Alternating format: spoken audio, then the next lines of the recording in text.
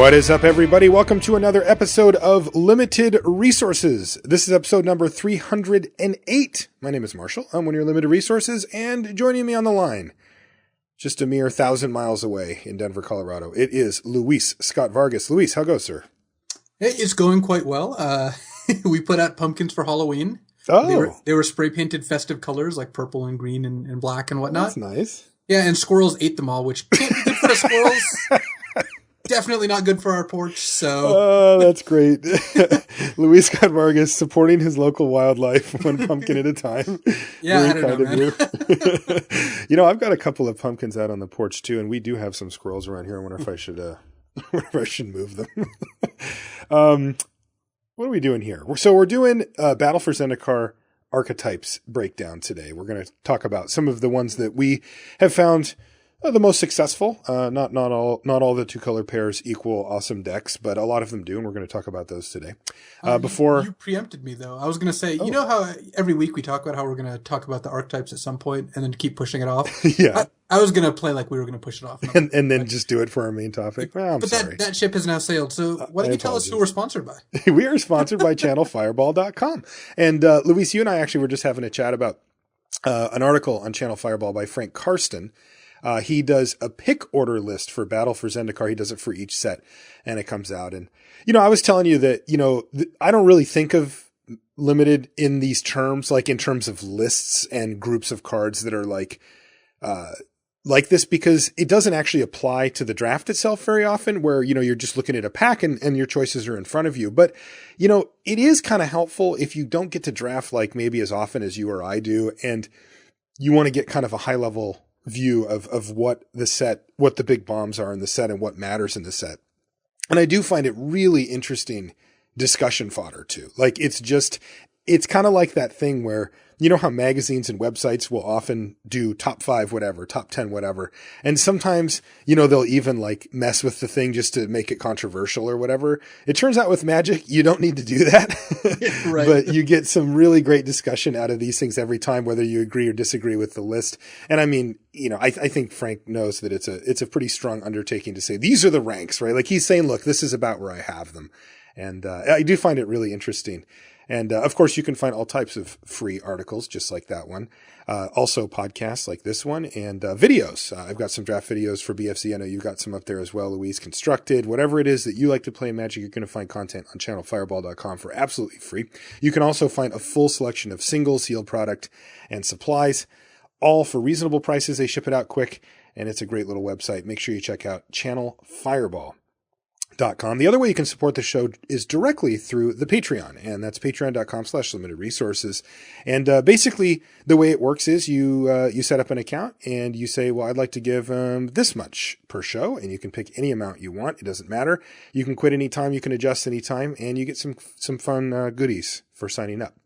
And one of the things that you get for signing up is you get to be eligible for our giveaways. And I've given away a bunch of stuff recently, but the one thing that we do more routinely is I give away an LR gift pack. Now I've ran out of t-shirts, unfortunately. But I do have some stickers. I've got Limited Resources sleeves and a pin. And of course I save all of the rares and, the good cards from our Cracker packs, and I give those away to the listeners as well. And this week we are giving them away. So that means that the Cracker pack for this week is going to start going towards the next one. And I've got a little box with all the cards from all those Cracker packs from before. And our winner is Gary Barker. Gary, thanks so much for the support. Gary comes from Great Britain, it looks like. And so I'll be shipping this off to him next week. And again, if you want to be eligible for these giveaways, I've got all types of cool stuff. I'm going to be giving away some more kind of fun little stuff coming up soon as well. All you have to do is be a patron. That's it. You're automatically entered, and you are on the list. Another perk of being a patron is that you get to submit questions for the Patreon question of the week. And our Patreon question of the week this week comes from Jonathan Little. And he wants to know, when you see someone in a high stakes tournament play a card that you think is somewhat unplayable, and he gave an example like Fairy Miscreant, what do you think? What do you think when they play another equally unplayable card? And I find this really interesting because, I do coverage of the Pro Tours. And so I get to see, really early in the week, or maybe a week or two after the sets come out, where it's really early in the format still, and we still don't know for sure what's good. We've got our hunches. We've started to figure some things out, but maybe there's some unexplored territory, or maybe there's something that we've overlooked that we learned from the Pro Tour and it comes out. But, by that time, I'm usually starting to feel like the dust is settled and I'm starting to get a pretty good idea for the archetypes. And I get to see this. I mean, I've seen all types of pros play cards that I'm like, what are they thinking? Like, that card's terrible. And in fact, Fairy Miscreant was one of them. I've definitely seen that kind of thing happen. I'll tell you what I think is that they probably haven't done their homework yet. And I mean, this is being a little brash, but I think that maybe they're just not approaching it correctly. Now, the other thing that does come to my mind, though, because I tend to be more open-minded than closed-minded when it comes to limited and stuff like that, is that, I usually kind of come to my conclusions and I say, you're going to have to budge me off of this, but I am willing to be budged. And when it's early in the format, I'm much more willing to be budged. And I do think, I wonder if they found something. Right? Like, I wonder, did I overlook that card? Maybe it's me. Maybe it's not them. Maybe it's me that I didn't see it. And usually that's not the case, but it has happened before, where, somebody has drafted some cards that I thought, well, wow, like, I don't know why you're playing this or what happened to your draft. And, but then down the line, occasionally those cards will pop up as being more playable than I originally anticipated. So this is a really good question. Cause I think it actually shows a good understanding of limited, because it brings you to this certain classification of cards that Fairy Miscreant definitely belongs in this category. Ghoul-Caller's Bell is another one. Innistrاد's, getting drafted on Magic Online this week, so good to mention an Innistrad favorite. Mm-hmm. And if my opponent plays a tournament Ghoul-Caller's Bell, I can narrow them down into either being not very good and not really understanding what the format's about, or being quite good, because it's one of those cards that you don't play unless you either really know what's going on or you don't know what's going on. And depending on the circumstances, I tend to put my opponents into one of those two camps. If it's someone I know is good, I definitely lean towards saying like, I think that they have a plan. They're going to use this card in a way that it's meant to be used in a way that's effective. So actually, it's funny that Fairy Miscreant got named, because round 1 of Pro Tour Origins, I played against Li Shitian. He's a professional player, has played in World multiple times, done well in, multiple top 8s. And he played a tournament Fairy Miscreant. He actually did that. And I didn't think, oh man, this is going to be an easy round. This is great. I thought, Li Shitian probably drafted the Turbo Fairy Miscreant deck, maybe the blue-black Thornbow Archer Fairy Miscreant deck. Turn 2, he played Swamp Thornbow Archer. And I felt two things. One, I felt glad that I had tried to test this deck in the week beforehand, because it was definitely a deck. I don't think it was a great deck, but I think it was definitely a deck, and I'm glad I knew about it, so I had some idea what to expect. I could definitely see some people in that situation thinking that Li Shitian was not playing good cards and had no idea what he was doing, or having no idea what he was trying to accomplish and, playing or sideboarding wrong. Which was not the case. No, it was not the case. Like you said, even if that deck wasn't a premier archetype, it was a thing, and he clearly had a plan, with those cards. He definitely did, and knowing that these cards can be used in a kind of unorthodox way, but in an effective way, is valuable, because when your opponent plays one of those cards, I tend to give them credit. Even if, in this question, it was someone in a high-stakes tournament, but even if it's a draft online, if I see someone play one of these really niche cards that doesn't look good but has a good use, I tend to give them a little credit, because if I'm wrong and they're just not good, or just their deck isn't good, then great. You're playing against a deck that's not great. You're probably going to win. But if you give them the benefit of the doubt, it's a lot safer, because then you at least are prepared for what they could have. And in the case of Ghoul-Caller's Bell and Innistrad, that was a Spider Spawning deck or a Burning Vengeance deck. It wasn't just I'm putting Ghoul-Caller's Bell in a random deck, because that was terrible. That was really bad. So early in the format, it's more likely that they're misusing the card. Later in the format, I'm much more likely to be on the page of this person probably knows what they're doing. Again, if it's someone is good, I have the advantage of I'm playing in a Pro Tour against someone I know is good. So I can make the leap to think that they're going to use their card well. You should always question your assumptions. I think like I said, it's safer to assume that your opponents are not fools.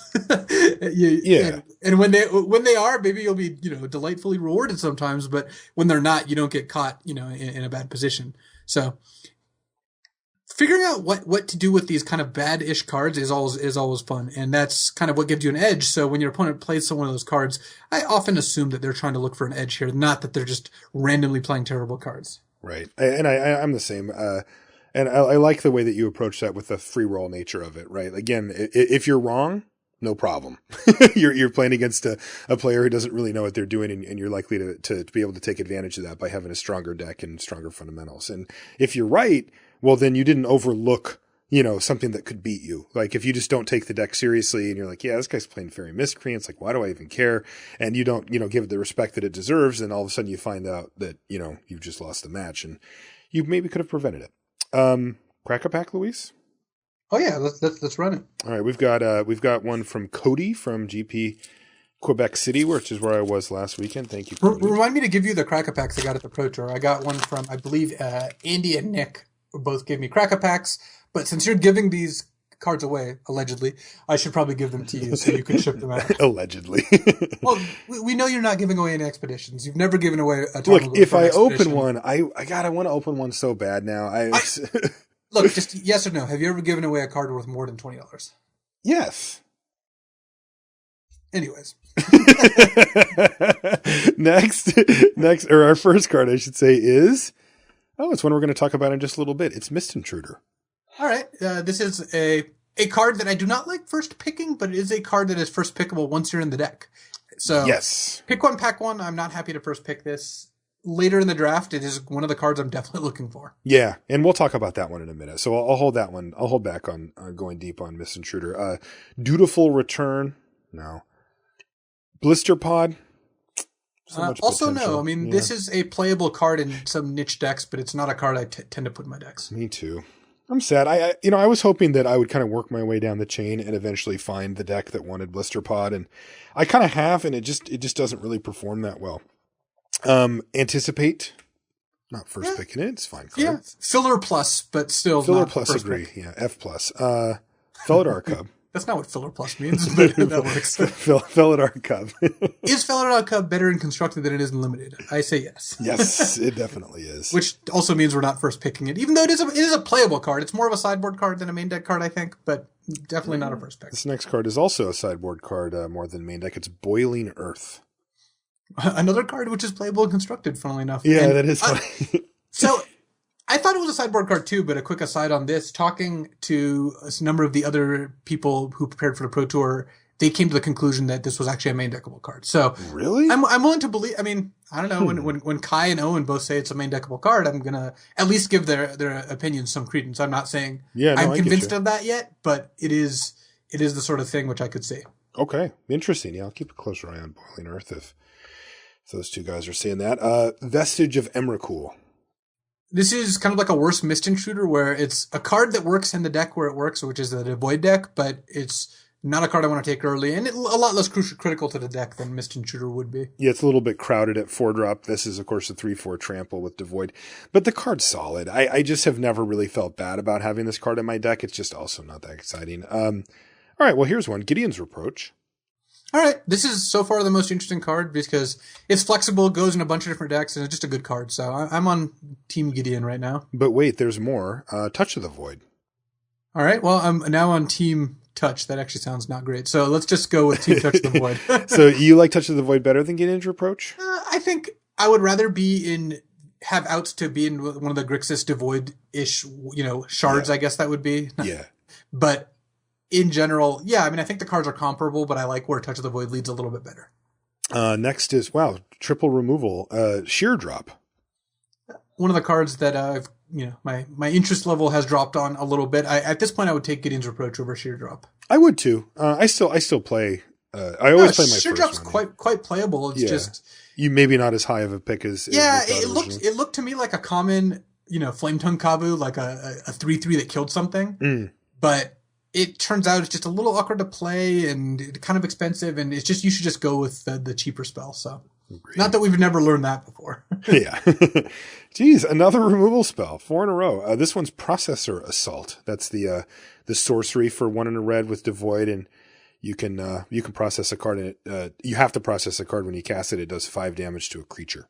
I hate this card so much. I don't like it either. It's a playable card in the deck that has a lot of ways to exile, but when it comes to a list of cards that can get stuck in your hand with absolutely no effect on the game, this is so high up there, because even cards like Merc Strider or Ruin Processor, which want you to process, you can just play them. It's, oh yeah, 4-mana 3/2 is not game breaking, but it's at least a card. Processor Assault is literally not a card if it doesn't work, and that's a bummer. So I think it's worse than the common removal options. Yeah, it's funny. We actually haven't had a card like this in a while that was so blatantly nothing when it was nothing. And, we've done shows about, cards affecting the board state and like the fact that you always want your cards to do something, in certain scenarios, right. In certain formats and such. It's always a good starting point to say, well, does this card do things when I cast it now? And sometimes, they don't, and you're still okay with that because the power level outweighs it. Cards like Retreat to Emeria or, Ugin's Insight, right, that don't affect the board necessarily the turn you play them and are kind of expensive, but pay you off for that. They make it worth it to do that. Unfortunately, I think Processor Assault doesn't quite meet that burden, because you can't cast it some of the time. Like you just cannot put it on the stack and get it out of your hand. And that is such a huge, huge downside. It's easy for our human brains to see things the way that we want to see them, which is that this is a 2-mana roast. It's a roast, right? Just kill something for 2 mana, which is great in limited. But those times when it gets stuck in your hand, when you have a clunky draw, when you mulligan to 5, when they kill your Mist Intruder and Processor Assault is just rotting away, are really bad. Like they will often contribute directly to the loss of a game. And that's just too much to pay. Tide Drifter. I like this card a lot. It's the 1 in a blue 0/5 with Devoid, and it gives your other colorless creatures +0/+1. I like Tide Drifter. I would actually. It's kind of interesting whether you want to lean towards that over Touch of the Void, pick one, pack one. But I would probably lean towards Tide Drifter. I really just like this card. I do too. I also think it's good in the blue at Flyers deck. So yeah. I think it's a decent amount of flexibility. And maybe I'm wrong, but Touch of the Void basically Touch of the Void is always just medium. It's a fine card. It's good, but it never overperforms. Tide Drifter can overperform quite well, so I'm happy. I've been super impressed by it, yeah. Way more than I thought I'd be, I'll say as well. Infuse with the Elements is our last uncommon. It's the 3 and a green instant with Converge, and the creature gets +1/+1 counters equal to the number of colors you spent to cast it, and it also gets Trample until end of turn. Big, clunky. I don't know if you want to call it a combat trick. I mean, it does act as a combat trick the turn you cast it, but your creature also gets to straight up keep the counters, which is a huge bonus over your standard combat trick where it goes away at the end of the turn. This is a fine card. It's worse than either Tide Drifter or Reproach or Touch the Void, though. Yeah, like significantly. Our rare is Shrine of the Forsaken Gods, a card I got to see on camera at the GP in Quebec City, and hopefully I get to see it again in Indianapolis because it's pretty cool. Not great for limited, but it's a land that produces a colorless mana or 2 colorless mana, but you can only spend it to cast colorless spells, and you can only activate it if you control 7 or more lands in total. So unfortunately, I think it's pretty easy to see the downside here for most limited decks are that you should be able to cast all your spells by the time you have 7 lands anyway. There's only a few cards in the set that would cost more than that, and some of them aren't even that great. So yeah, I think Shrine of the Forsaken Gods is kind of bad. Touch of the Void, Gideon's Reproach, Tide Drifter I have in my hand, Luis. I would go with Tide Drifter. I would not blame anyone for taking any of these 3 cards, though. Yeah, I think I would take Touch. All right. Yeah, I'll take Touch of the Void. I agree with you, though. I think that those are all perfectly playable cards. Okay, so that does it for our Crack a Pack. Let's get into the main topic. Let's kind of rub our hands together here and get down and dirty, because we've got a bunch of archetypes that we wanted to go over here. And this is an important hallmark, episode for any set that we do when we decide to break down the archetypes, because it means that we feel pretty comfortable with where the draft format's at. And, this doesn't apply to sealed quite as directly. It's more of a draft breakdown. But, this is important. This is where we finally kind of feel like, all right, I know what I'm doing here. I know what's what. Now, it doesn't mean that everything's perfectly explored and that things won't change a little bit. And I want to preface anything that we say here by reminding you that, draft is self-correcting, right? That means that if everybody does one thing, then the other things aren't being done, and therefore they become better because you could be the only person doing that thing. And even if that thing is inherently worse, if everybody decides that one deck is very good and 3 people at every draft try to draft it, then you're probably better off going for the thing that, while slightly worse on the surface, is actually, you're actually better off because you'll be the only person doing it. And I think that's an important lesson, Luis, to remind, to remember that it doesn't work such that once you figure out the archetypes, then you're just done, right? It will change over time, and things will kind of keep evolving. Agreed. And again, I just want to kind of reiterate that draft is something fluid. We're not giving you a strict blueprint where you have to follow, you have to go down this checklist. We're more kind of giving you guidelines as to that'll help guide your draft, because it's dangerous to have a list and to think that you should stick to that list, because you take 2 cards, all of a sudden any list you make doesn't necessarily make sense, because the situation has changed. You just took 2 5-drops. Now you just want the worst 3-drop over a better 5-drop, that sort of thing. So this is kind of how you end up in these decks, the key cards for them, and the other cards that you want in the deck that are less important. And the borders between these categories are all kind of fluid. So don't take this as gospel. At least for most of it. Some of the stuff is, I think, pretty set. Like, Benthic Infiltrator is a very important card for the processor deck. So that's just not going to change. But whether, how much you want some of the more niche cards could definitely change deck to deck. Yeah, for sure. All right, so let's dive in. The first one we wanted to cover was black-white life gain. And this was a big question mark coming after the pre-release, because, I know that in the sealed I did a draft the following weekend. I remember seeing some synergies that caught my eye. I remember thinking, okay, that's pretty good. But what the picture wasn't complete yet, because one card, for me at least, wasn't in the picture yet, and it was Colostria Healer. I didn't really like the card very much when I first read it. I was certainly open to the idea that it could be better than it looked if you had just a ton of allies or whatever. But it turns out that the card can be pretty important to the way the deck works, and in conjunction with everything else, it's just another tool that you get. Now I think this deck is pretty good. I saw some people draft it at the PT. I've drafted it myself numerous times to varying degrees of success.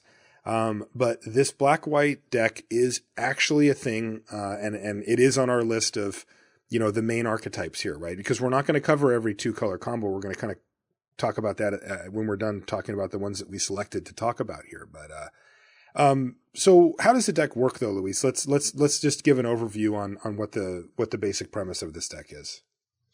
The basic premise of this deck is pretty, it's actually just pretty formulaic of cards that gain life and cards that care about life gain. Yeah, it's kind of an AD thing. It's not actually that complicated. It's cards like Bloodbond Vampire that say, hey, when you gain life, I get a +1/+1 counter. And then cards like Colostria Healer, that in particular is a very powerful combination, because there's a kind of ally sub-theme here. And if you play Bloodbond Vampire with Colostria Healer in play, it does trigger the healer. You immediately get a 4/4, and you've drained your opponent for 1. And it's kind of a mid-range control deck. It's not super aggressive, even though it can have aggressive starts, but it's trying to just stack up board advantage with cards like Serene Steward, Bloodbond Vampire, Colostria Nightwatch, and then, keep on triggering with Healer and Stonehaven Medic, plus incidental life gain cards that, like Blighted Step, for example, or Retreat to Hagra, these cards that gain you life but aren't that powerful in and of themselves. So it is definitely a synergy deck. It's definitely, one of the more than the sum of its parts deck, because clearly some of these cards just don't work if you don't gain life. But it's not doing anything particularly broken. You get slightly above curve when your cards work. It just happens that there's enough of these cards in total that it actually works out pretty well. Yeah. And I think that one thing that I've noted after having drafted it a few times is that, the ways that you can gain life, either just gain life or drain your opponent for 1, even better, that don't cost you mana, are the premium ones. That's why Colostria Healer, has gone up. That's why Drana's Emissary is just one of the best cards, period, in the deck. It just does this repeatedly. And that's the other thing that you want repeated ways to gain life. And that's why, cards like Stonehaven Medic will make the cut in this deck every time, but they're maybe not quite as premium as some of the others, because they do cost that mana, and it can be awkward to play the cards like you mentioned, the Bloodbond Vampires and that kind of thing, and also have the mana to gain the life and kind of do your thing. Overall, I think what you summed it up nicely when you said it's kind of a mid-range deck. It's not that fast. In my experience, this deck doesn't have those absurd draws where your opponent's just looking at you like I can never beat that. It does set up board states though that are really difficult to interact with. Basically, you're asking your opponent to remove 3 to 4 of your creatures, which is just a tall order in any limited game. Usually they're going to draw 1 removal spell or maybe 2, and you can often present these threats and these combos that will kind of go off. Serene Steward is one. This is one of the hardest cards to play against, because if you have Stonehaven Medic and can gain life at instant speed, all of a sudden you're running around and any of your creatures get ++1 counter at any time. And Serene Steward does lead to that leads to one of the more tricky board states. Right. And, there's other, Zulaport Cutthroat is another one that pops up, as a card that can be really good in this type of deck. It doesn't quite fit perfectly, but like it ends up being a really solid card in this deck, at least in my experience, where, basically whenever your creatures die, you get to drain them for 1, and that adds up quickly. It can be done at instant speed in some scenarios, and it also can put away a game where your opponent just doesn't have the opportunity to get out from under what you've done. And, you drain them for 1, and you're kind of just chipping away. Maybe you hit him with a flyer a couple of times, and, you get him down to 7 or 8 life, and they're looking at the board and they're just going like, how am I supposed to deal with this? Because at some point you're going to get me down to 4, and then you're just going to attack with all your creatures, and any of them that die are going to drain, and any of them that don't are going to hit you, and the game's just going to end. And that the Cutthroat was, I think, really easy to overlook, but has become definitely higher on my list for this type of deck than it was originally. It's also interesting to note that all the drain effects kind of combo with each other, even though it's not like strictly a combo. But if you're, Colostri Healing them and Zulaport Cutthroating them, there's just stack. Eventually your opponent will die to them, and there's just like this overlap with Retreat to Emeria, which is actually just a bomb in its own right, but still very good in the deck. You end up with a bunch of these allies in play, and that makes Zulaport Cutthroat better. So the deck certainly kind of makes you feel like you're in this constricting vice sometimes, where things are slowly getting worse for your opponent, but not that, it's taking a long time. You're draining them for 1 a turn, but they just don't see a way out of it because they have to kill multiple creatures to kind of get out of this situation. Yeah, the weakness to a deck like this is that it does need all these pieces, and it has to kind of take this time to set things up. And oftentimes the creatures that you're running here are not great, like vanilla tests, like attackers and blockers. You're talking about 1/1s and 1/2s and these kind of fragile creatures. And if you can present some kind of big-ish threats early in the game, your opponent is often not going to be able to profitably block it. And yes, they can gain some of the life back once they get set up, but the key is that you have to be able to consistently pressure their life total. And you can often do that just by presenting things that are bigger than what they're doing and just slamming in them, because they just don't have great blocks in a lot of scenarios. And I've been able to beat this deck, and I've also been beaten by decks that didn't even look that good. Like, they had some type of green-red landfall start or whatever that was reasonable, and I'm just like taking 3 and then taking 4 and 5, and even though I'm gaining some of it back and draining them back a little bit, unless I get the engines running where I've got these repeatable drain effects or repeatable life gain effects kind of starting to take over, you don't get to play combat as well as many of the decks in the format. There are some cool things in here too, some nice little stuff. So you can take like a Malakir Familiar, which is the 2/1 with flying and death touch, and it gets +1/+1 whenever you gain life. Or a Nirkana Assassin, which is a 2/3 for 3 that gets you, that gets death touch whenever you gain life. And you can put a Pathway Arrows on one of these. Now, Pathway Arrows is super clunky, right? Like it's 1 to cast, right? But it's 2 to equip and 2 to activate, and it lets the creature tap to ping something. But as you know, if the creature has death touch, anything that it hits is going to die. And I have actually been able to get this combo off, and it's really good. There's some decks that it's too slow, basically, to get set up against. They will run you over before you really get that going. But there's some decks that it's so good against because they're really hoping to just sit back and kind of let the game go a little longer and maybe sit back behind some walls or whatever. And it is so nasty when you get the machine gun going on one of those Malakir familiars, it's brutal. Like you just start mowing down their creatures and like, the blue-white deck's looking at you like, I can't kill that. Like I can bounce it or something, or maybe tap it down for a turn, but like I can't actually get rid of that unless you attack me with it. And you get to just sit there and just mow down their guys. And so there is some kind of fun, extra power to be had in there, but it's still not that kind of blockbuster, unbeatable, thing. It's a little tricky to set up. It requires that you sometimes play some mediocre cards. And, I kind of find this deck kind of in the middle. I find it good. I'm happy if I can get the pieces, but it's a little tricky to draft. It's a little tricky to play. It needs the right draw. It's just not one of those like headlining, blockbuster type decks that I'm just like, well, it's unbeatable, or, I was so happy because I got this deck. It's kind of like, yeah, this will probably get the job done, but I can certainly think of decks that are a lot more solid in the format. I can too. It's an interesting deck because it's got a lot of overlapping pieces where, if you were to list all the cards you'd want in this deck, you can kind of pick, any from column A and any from column B. And if you draw a combination, then it's going to work out pretty well for you. Mm-hmm. Which is nice. I mean, I like that there's a lot of redundancy here, and a lot of, and it might sound odd to say, but it's actually a strength of this deck that a lot of the cards are bad. What I mean by that is a lot of these cards aren't interesting for people outside this deck. Like Stonehaven Medic is one of the key cards for the deck, and absolutely no one else should take it. It's not an ally. It's a 2-mana 1/3. Who cares about getting it life if you're not in this deck? So you can get one of your best cards 9th or 10th pick, and that's not unreasonable to assume. Whereas the Processor deck and that wants Benthic Infiltrator, you're just not going to get one of those 6th pick very often because it's good in multiple decks and it's just a good card by itself. So yeah, that's a great point. This deck has that advantage. One of the things that's really interesting to talk about when we're looking at all these decks is how do you end up in these decks? Because it's all well and good to say, here's what you do when you're drafting this deck, but how do you go from point A to point B? Point A being when you crack your first pack, and point B being when you're reasonably confident you're in a deck. Because that's actually just one of the harder parts about the format. So with this deck, as with the others, I just want to kind of mention the kind of where you'd want to take each card in the chain, or at least some of the key cards. Drawn as so what's the hook? Yeah, I want to know the card that you open and you're like, if I take this, I'm going for that deck.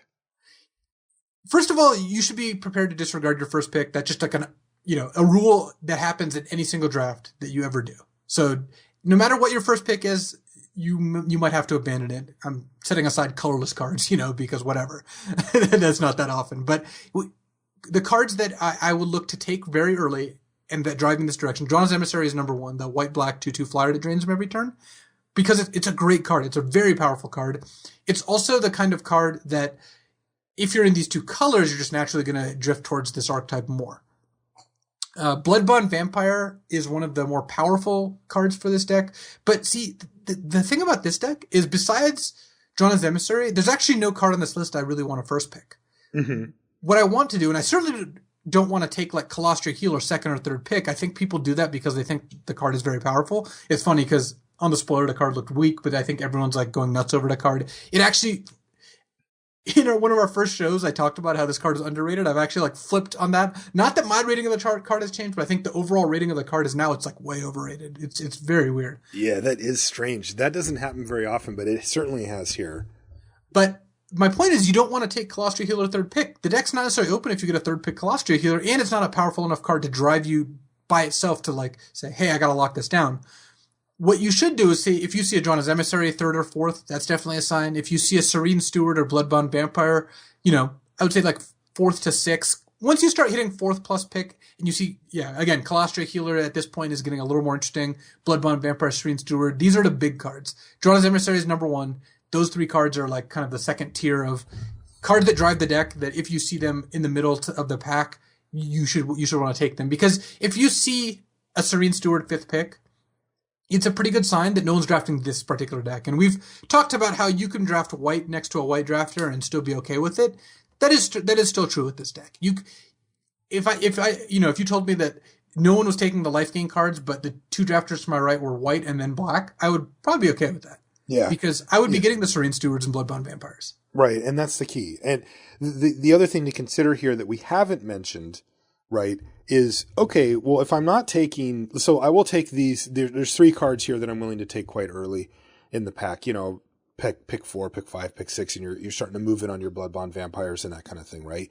Well, what are you taking 1, 2, and 3? And the answer comes in, I think, 2 forms. One of them are, bombs, whatever, like maybe you just open some sick black rare or, something along those lines. So, you're going to continue to take those type of things. And of course, we're only talking about the commons and uncommons for the key cards and the archetypes here because you just can't plan on, getting any rare, even though there's some that go quite nicely into these decks. But the other thing you're taking is removal, right? I mean, it's very easy to find yourself in this list after having first picked like complete disregard. Right? Like you're like, oh, I'll just take a complete disregard. Great. That's a sweet card. And then the next pack comes and you're like, I'll take a Gideon's Reproach. That's the best card in the pack. And they're both fine. And, black, white might be a thing. And now you see, a sheer drop or something like that. You're like, okay, fine. I'll take that. And now it's fourth pick or third pick and, or fourth pick. And you're like, and now you see a Claustra Healer or a Bloodbond Vampire. And you're like, oh, well, maybe this is where I want to go with it. Maybe the deck that's open is, this life gain deck. So you take the Bloodbond Vampire and then you get past the Serene Steward and you're like, boom, and you slam it, right? But the fact is that while the removal spells that you picked first through third are important and as they ever have been in Limited, those aren't what put you in the deck. It's these other cards. So that's why you see them a little bit later and why we're saying you don't necessarily need to first pick, a Claustra Healer. Now, the one exception I think and is you should not be doing that, Pat. And you shouldn't. No, but I do think the exception is drawn as Emissary. Yes. I think that card is good enough on its own that you take it and you're sort of like, it's a speculation. It is. You're taking it and you're hoping now that the pieces are going to start flowing to get into this deck and that you're the only one at the table in it, or maybe one of 2 people or whatever. And the payoff is huge because having a drawn as Emissary off the bat is such a big deal because the card's so powerful in and of itself and it fits so beautifully into the strategy that you're trying to do. And it's worth it. I mean, you're shooting for the stars, right? You sit down and you're like, I'm going to take this really good uncommon and I'm going to try to go for this deck. And sometimes it doesn't work out. And as Luis just mentioned, you're going to have to disregard that first pick sometimes. But I don't think there's anything wrong with planting a flag in a hard direction and saying, I want to go this way. Let's see if this is here, and give yourself a chance to draft a truly great deck. And then if it doesn't, you do need to be willing to move off of it. But anyway, I wanted to make sure that we talked about the cards that do go in the deck, like the removal that aren't necessarily key cards to each archetype. Right. We're not trying to, mention Gideon's Reproach 5 times here. What we're trying to talk about is the deck specific cards that have, extra context in this deck. Not, complete disregard is a good card in this deck. I mean, exactly. It is. You're going to play it. You're going to be happy with it, but it doesn't mean that we need to talk about it over and over again. So this is a funny deck, and because, it's very much in the middle, like we were saying, and that actually translates into it being in the middle of the pack too, because in packs 2 and 3, sure, you can first pick Claustra Healer and you'll be happy with that, or your first pick Bloodbond Vampire, because that's exactly what you need. In pack 1, most of the time you end up in this deck, your first 2 to 3 picks, maybe even 4 picks, are not cards for this deck, right, with Drawn as Emissary being the only exception, because you just take a complete disregard or a Gideon's Reproach or some just great black or white card, or maybe some off-color card, and then you just see the Serene Steward 6th pick and just try to jump in. But this is different than the devoid decks that have a ton of different cards you want to take first through third and end up in those decks. This is a kind of deck you fall into more often than not when it's open, not because your first couple picks. So it's a little harder to end up here for me because I'm not willing to first pick Claustria Healer very often. I just don't think that it warrants it. So it might mean that I get to draft this deck a little less than the general populace because, if you were to look at the big pick order list in the sky of adjusted for every single person who drafts, if I have Claustria Healer at 4 to 5 and everyone else in the world, on average, if it averages out to 2 to 3, I just don't get very many Claustria Healers. I don't pick the ones I see second or third. I don't see very many fourth. So as a result, I find myself in this deck a little less maybe, but I still think it's a very good deck. And if you see a 5th pick Bloodbond Vampire, definitely consider drafting this deck. Agree. All right, let's move on to the next one. And this is Blue-Black Processors. So this is a deck I think that stood out really strongly from the very beginning of the format. I remember writing a column about this interaction. I remember having kind of an aha moment when I finally figured out what they were trying to do with ingest. And then remember, process isn't a thing, right? It happens to be a creature type, but it's not a keyword ability. And I remember emailing my editor when I was writing the column and saying, am I okay to just call these processors? as I was starting to piece together that they had this, creature subtype of processor. And he was like, yeah, that's what we call them in the building too. So yeah, just call them that. But at the time, like, that just wasn't clear yet because we were getting these pieces of the set and it was like, well, this one says it ingests, and then what do we do with these? And then there was like some subset of cards that took advantage of that. And the really interesting thing for me has been the journey that this deck has taken. Because we'll talk about how it works in just a minute, but I had high expectations for it that I then had to lower, but then also realized that those, even after lowering it, that it was still good enough to be a competitive deck in this environment. And it was just a bit of a stretch for me because I remember looking at the payoff cards and I remember feeling like I was being asked, to do quite a bit to get to that payoff. And I remember thinking that the payoff cards weren't really worth it. And while there's few of them that are like blockbusters, it turns out they are worth it. And you can win games with it. So of course we're talking about this interaction where you get these creatures and spells that exile cards either through ingest or through being touch of the void or complete disregard, these colorless spells that say, if it were to die, exile it instead. If it gets countered this way, exile it instead. And your opponent's exile pile starts to grow. And then on the flip side of that coin, you've got these creatures and these spells that say, if you take a card from their exile and put it in their graveyard, then you get a bonus, or then you can cast this spell. And that's what this whole entire deck is based on. So what you're looking, this is kind of like the life gain deck in the, there's A's and there's B's. There's cards that exile and cards that care about cards that exile. There's your Benthic Infiltrators and Mist Intruders combined to enable your Merc Striders or Ruin Processors. But it's a little different in that these cards, there's more of them in total because this is one of the major themes of the set. They're spread across 3 colors, though we're going to talk about specific 2 colors here. And overall, I think that there's a higher power level. So I think that's real key is that a blue-black processor deck that's like kind of like humming and hitting its stride is just going to do things that look fairly degenerate compared to the black-white life gain deck. Right. And so let's talk about that. So the first thing that I think we learned about this deck is, so you mentioned that A-B component, right? So the A being the enablers and the B being the payoff card. So the ingesters and the processors in this case. And the thing that started to stand out quite quickly was that the thing that was hard to get was not the processors, aka the payoff cards. It was the enablers. It was the ingesters. Those were the cards that you needed to have to make this deck work. And if you didn't have those, then the deck sucked. It just wasn't where you wanted to be at all.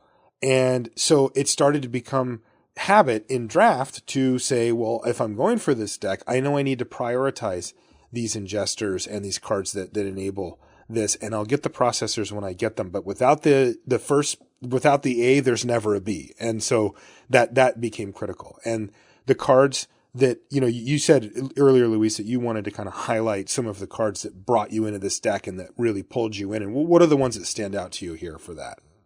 Number one at the top of the list, partially because it's a common, so it's worth noting because you're going to see it the most often, is Benthic Infiltrator. Yeah, that's just the premium. Well, this is a card that we didn't have to know what the context of the set was to say, hey, this is a pretty good card. A 1/4 unblockable for 3 is just great. I mean, and I remember you and I being impressed by it in the set review as well.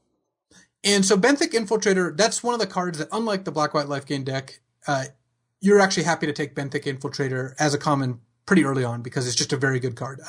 Another card that kind of leads me down this path is actually Sludge Crawler. And it's funny because this card was, I think, very underrated going into the first couple weeks of the format. Sludge Crawler is early a very good enabler for exiling, for processing, and later it's just a dragon. I've heard it called a sludge dragon before, and that might be a mild exaggeration. That's kind of cool. not that Magic players ever really exaggerate, but you get what I'm saying.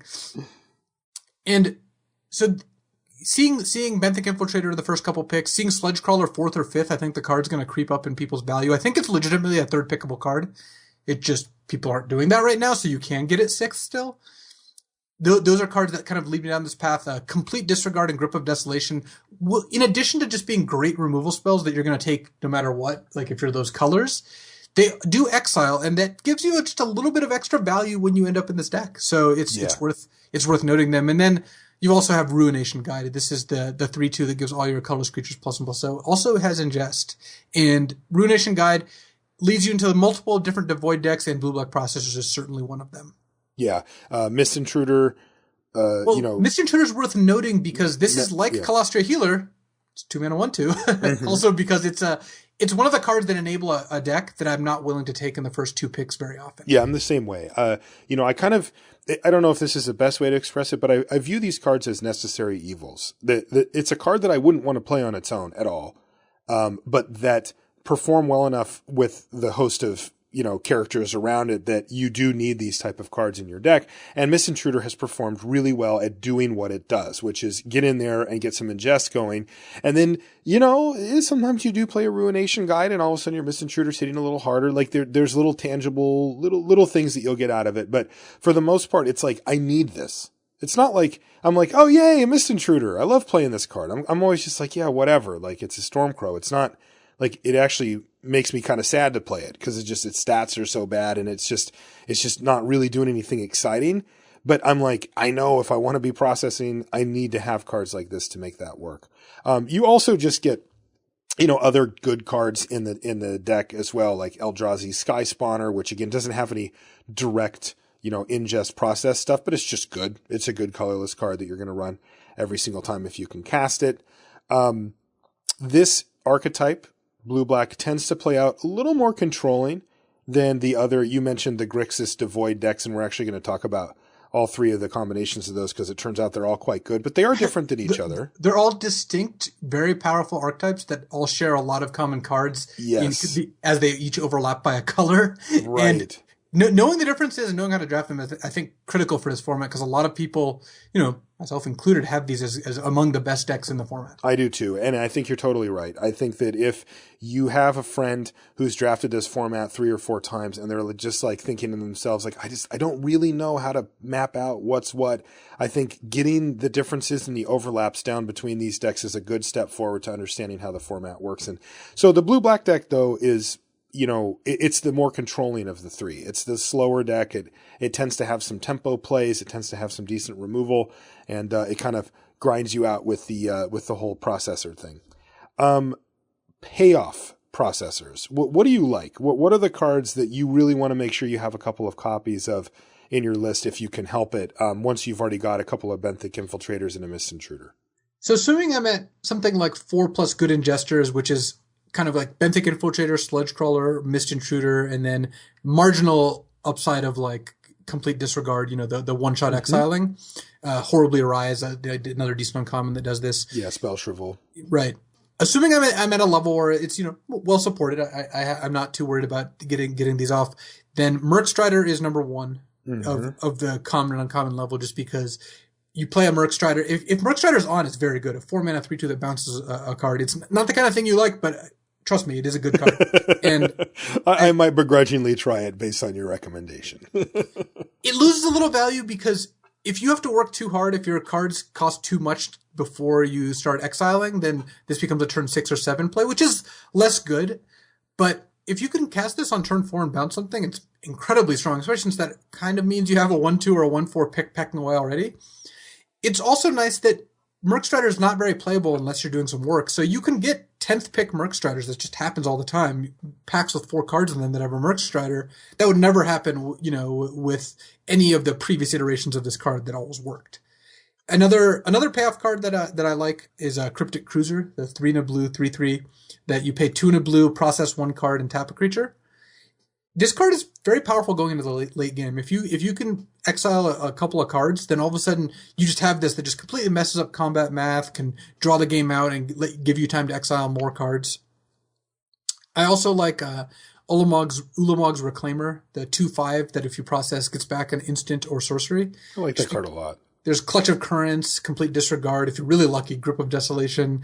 A number of other just decent spells to get back, and this is pretty good value. Plus, the fail case on a 5-mana 2/5 is not horrendous. It's same as Cryptic Cruiser. And one of the reasons I also like Cruiser, by the way, going back to that, is you can just play this on turn 4 into 4-mana 3/3, and then once you later exile cards, you can then start using it. Whereas something like Merc Strider, the 3/2 that bounces, you have to play it on turn 4 if you want to hit it on curve, but you're often not going to get to bounds, and then you never get to use it.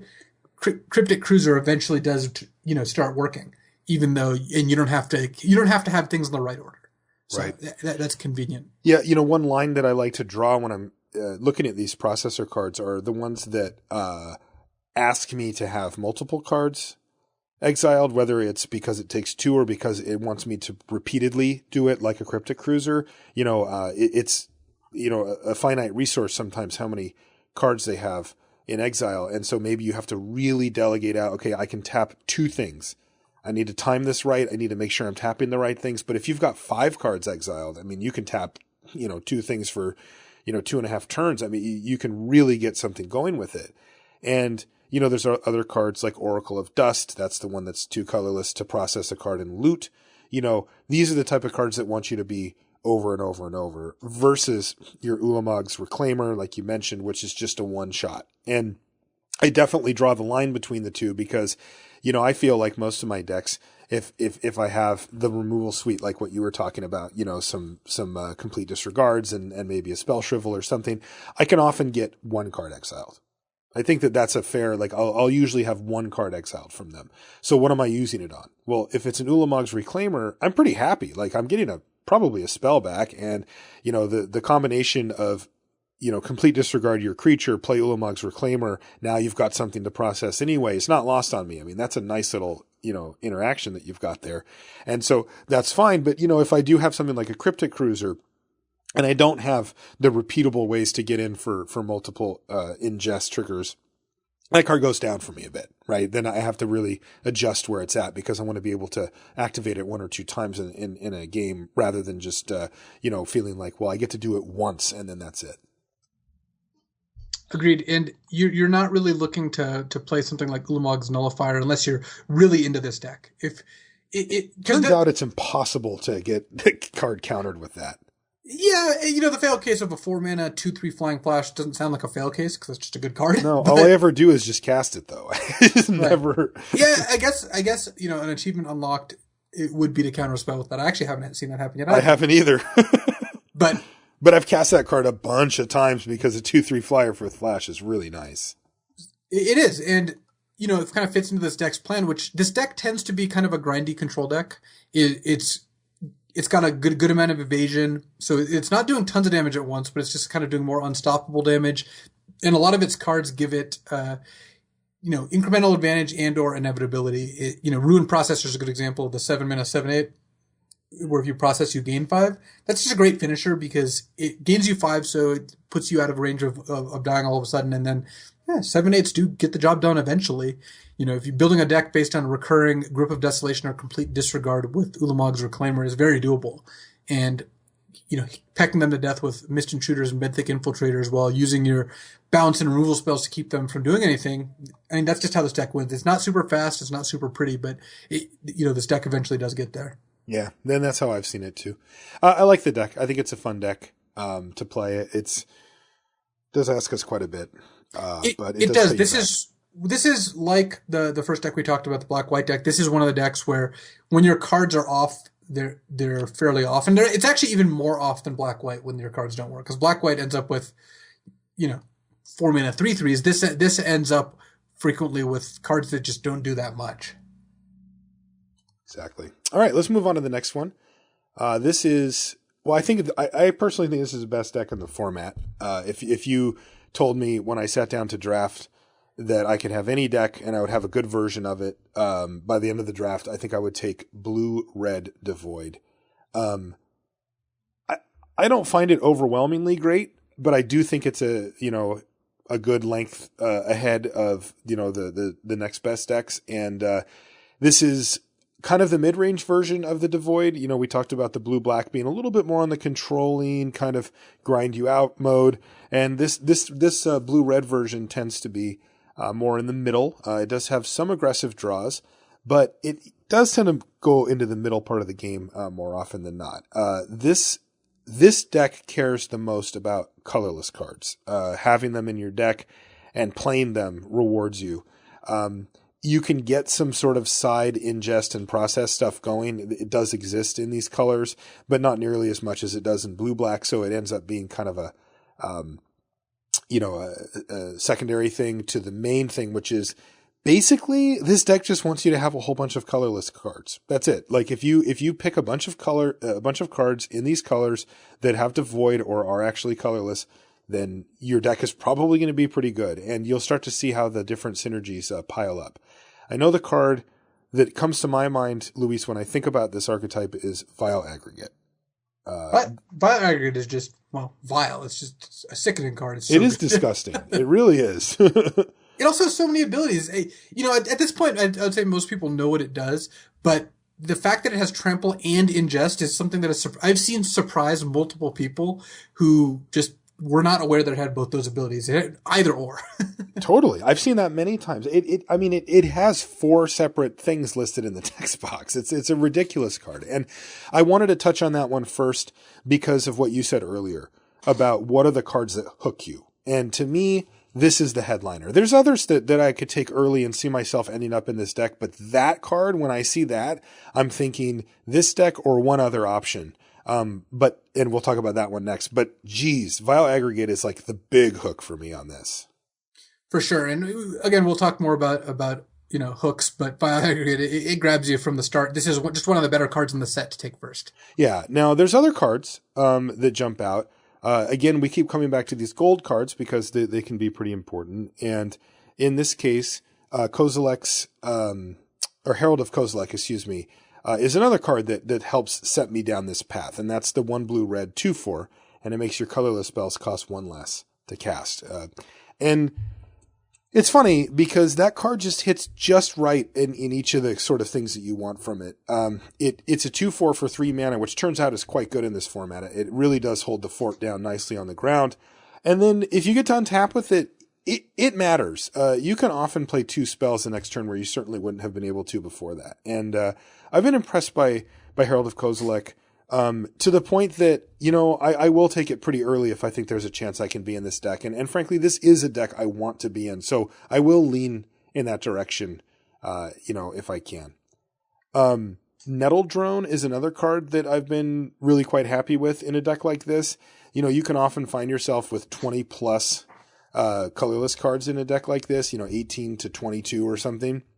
And a card like Nettle Drone, assuming that you aren't trying to just beat down, can really pile on a lot of damage in that time frame. And I've been impressed by having multiples of those and just watching my opponents kind of squirm and say, like, if I've played a Herald of Kozilek that I can block with as a 2/4 and I've got these Nettle Drones, it's just tick-tock. Like, they have to do something. And it's really hard to just kill everything that your opponent does. That's just not how things pan out in Limited for the most part. So that's another card that will pull me into this archetype.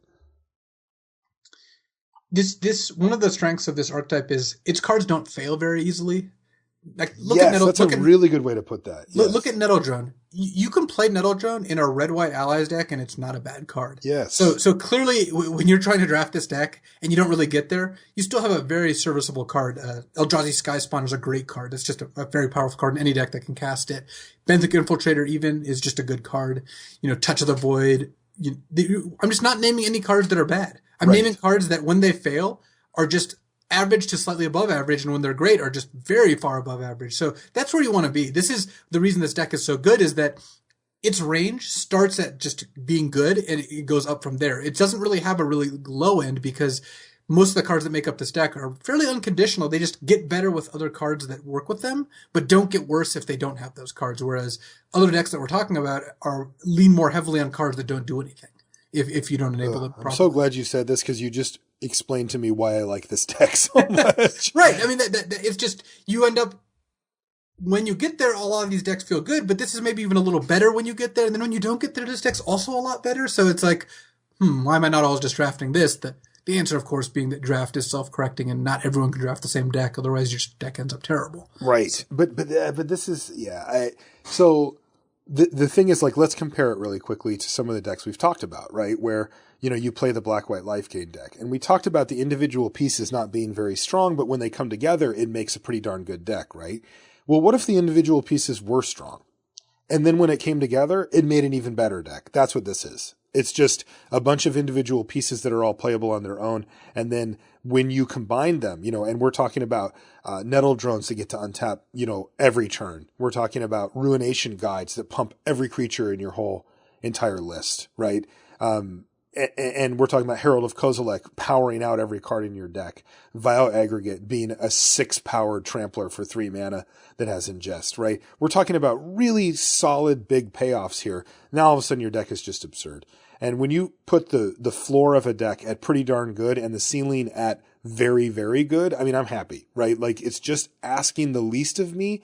The thing that it asks of me is that I draft a lot of cards that are colorless and that I hopefully open or get past some of the more stronger versions of them. That's what it does.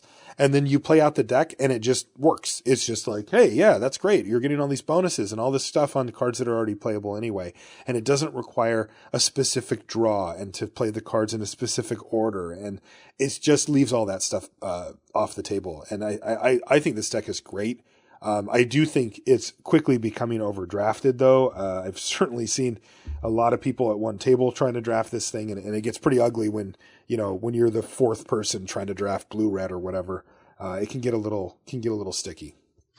It can, and there are a lot of cards that pull you into it early, which we could touch on. But I just do have to warn everyone that this is currently the most popular deck in terms of like, when people want to go into a draft, this is what they want to draft. I'm not saying everyone's forcing it, but I'm saying don't expect, 5th pick Heralds of Kozilek. So Vile Aggregate, as you said, is the number one card to get you into this. Sky Spawner is just a great card. And that's really safe too, because Sky Spawner can go into any blue deck and is good. So I like taking that card early. Herald of Kozilek is a good sign because if you get it 4th, that does mean something, even though I don't think that's super likely right now. And it's a very powerful card. When it makes every spell in your deck cheaper, the card is just absurd. And then Ruination Guide and Touch of the Void are other early picks.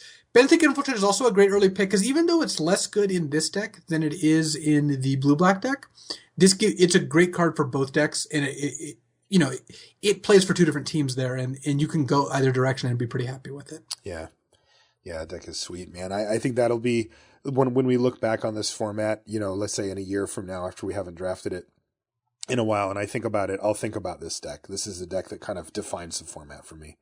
Now, the last of this sort of trio of devoid decks is the red-black one. And as you may have guessed, if blue-black's the control, and if red-blue is the mid-range, well, the aggro deck ends up being red-black. Now, it's not hyper-aggressive. It is the most aggressive version, though, of these devoid decks. But you know what? It does end up kind of drifting over into the mid-range more often than not. There's a few decent 2-drops that it can get to kind of power out quick starts and back it up with removal and that whole thing, but there's not that many of them. And at the end of the day, this deck sort of shades towards the aggressive, but it's not necessarily one of those decks that's like super curve dependent and, you need critical mass of tricks and blah, blah, blah. It doesn't actually play out like that, that often. It will often drift into, nettle drone territory, as the game plays out. It's funny because Vile Aggregate also is, absurd in this deck, but this is actually the second best Vile Aggregate deck despite being super aggressive. Yeah. Partially I agree. Just because the red-blue deck has more ways to make Eldrazi Scions, and partially just because this deck ends up sometimes a little lighter on creatures. Right. And, you'll see some overlap here, as you might have expected. Vile Aggregate is great. Complete Disregard, Grip of Desolation, of course, are fantastic in any deck that can cast them, which this can. One card that does stand out to me, though, as it really only goes into this deck, is Forerunner of Slaughter, which I think is a good card. I don't think it's absurd, but I do think it's a good card. It's the 3/2 for red-black, and you can pay a colorless to give a colorless creature haste until end of turn, and you can even do it to itself if you have an extra mana when you cast it. But this is a properly aggressive card. I mean, this thing is ahead of the curve by a significant margin for a lot of what you see in the format. The problem is that many of the 2-drops that end up being playable have more toughness than 3 and can block this. You've got your Fortified Ramparts, you've got your Tide Drifters, which can hold this thing back. And even sometimes they will take your Kozilek Sentinel, from you, which you would like to have in this deck, and they'll block your Forerunner with that as well. That doesn't mean that it's bad. They don't always have that, and it tussles pretty nicely. So it's still a totally good card that does go right into this deck. But overall, I think it's a card that you can take and play, but it hasn't really like blown my mind. I've never just been like, oh my God, like you had a Forerunner of Slaughter? I can't beat that. It's just been like, that card definitely has pulled its weight. Kozilek Sentinel, by the way, Luis, is one of the interesting cards I wanted to talk about because it's actually a fairly underwhelming Magic card. It's the 1/4 for 1 and a red, and whenever you cast a colorless spell, it gets +1/+0 until end of turn. Nothing really wrong about it, right? It's okay. But at the end of the day, there is just not that many 2-drops available. And Kozilek Sentinel turns out to be one of the better options that you have in this color. And so they end up making the deck most of the time, even though I will say it's not often that they're just like crunching in there for huge amounts of damage. They sometimes get in for 2 or 1, and they often just sit there and block and kind of hold down the fort and be colorless. But that said, you're going to play these, but I do view this more as a curve type thing rather than like a raw power level thing. For sure. And this format does have a dearth of 2-drops. So you pick up Kozilek Sentinel because of the casting cost more than anything else. I mean, sometimes you attack for 3 and it's like, wow, this card's great. But mostly it's like, well, I'm playing this on turn 2 because otherwise I just won't get to play any cards. So exactly, you have to do something. And it certainly is serviceable. I mean, it's a fine card. You also get some really nice stuff in here. This is the deck that can use turn against the best. They can just steal your creature and kill you with it, or they could mess around with combat like you can in any other deck. But this deck actually appreciates having a threaten type effect a lot. Interestingly, there's a sort of a second tier of cards here, the less important ones. Culling Drone, which I think when I first saw it, I thought would be more ubiquitous. It really just hasn't impressed. For whatever reason, Culling Drone makes the cut in a lot of times in this type of deck, but it just doesn't. It's just never been that card that I thought it would be, where I thought, well, bears are usually quite good, and this one has the random upside of having ingest, which sometimes matters, so good card. For whatever reason, it just hasn't really lived up to my expectations there. No, when the culling happens, this is first in line. Yes. It is not a card. Drone. Yeah, it's just not a card I like to play very often. It just doesn't do what it needs to do. And this is even in a format that doesn't have enough 2-drops. Yeah, exactly, which is weird. I would have thought that it would have gone up, but it didn't. A card I do like, I think maybe more than I should maybe, is Dominator Drone. I find that card quite strong in this type of deck. You play it, you get to hit your opponent for 2, and it's a nice 3/2. It even has ingest in case that ends up mattering. But normally it's just a beater, and I like cards that give me a little extra value.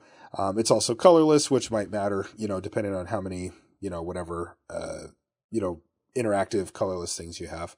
Where you at on Silent Skimmer in this deck? I like it, I think, more than most people. It's certainly not unplayable. It does get damage in. It is hard to stop, and it can block pretty well. So you can play it, get a turn of blocking in, and then just start attacking for two. So I tend to play at least one in this deck, depending on how high my curve is. Even though, and I'm not saying it's the best card in the world, but you're going to get this card with 3 cards left in the pack, and it's better than that, I think. Yeah, I agree, and I have also been quite happy to play one of them. I think it's fine. Skitterskin, do you run that? Yeah, Skitterskin is actually good in this deck. It's the only deck where I think it's good. Yeah. This is the 4/3 that can't block, and then you can regenerate if you have another colorless creature. The can't block part kind of makes it ineligible for me to play in blue-black unless I'm really aggressive, which is just not that often. So I'm much happier putting it in this deck. And in general, this deck, kind of just tries to play good cards. It's not really trading on that many synergies, so it is a deck that does care, its cards care about other cards. We do have our Vile Aggregates and Forerunners of Slaughter that, want to look at other cards and play differently because of that. But most of the cards are just like, what are the stats, what are the costs, what are the abilities, and we're kind of going from there. Nettle Drone is probably the biggest pull to having all devoid cards. Right. One card I wanted to mention, though, is Swarm Surge. This is a card that started out really, really low in our estimation, and still not a great card. You're still not going to play this more often than you will play it, but in this deck specifically, it can be quite powerful.